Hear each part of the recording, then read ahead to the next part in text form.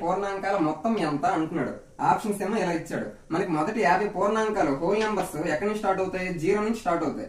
0, 1, 2, 3 ఆ విధంగా ఉంటాయి. మనకి ఫస్ట్ 50 అన్నాడు. మరి 50 అన్నాడంటే 50 వరకు ఉంటాయా? ఉండవు. ఎందుకు ఉండవు అంటే మన 50 అన్నాడంటే 0 కూడా అందులో ఉంది కదా, అంటే 49 వరకు మాత్రమే మనం లెక్క పెట్టాలి.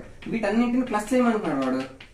మరి ఆ విధంగా 0తో దేని ప్లస్ చేసినా సేమ్ అదే నెంబర్ వస్తుంది కదా, కాబట్టి 0ని మనం ప్లస్ చేసిన ఒకటే చేయకపోయినా ఒకటే. మరి మిగిలినంతా చూస్తే 1 నుంచి 49 వరకు అన్ని ప్లస్ చేయాలి. మరి 1 నుంచి 49 వరకు అంటే ఇవన్నీ నేచురల్ నెంబర్స్ కదా, సహజ సంఖ్యలు. సహజ సంఖ్యల మొత్తానికి సూత్రం అంటే n ఇంటూ n ప్లస్ 1/2 కదా.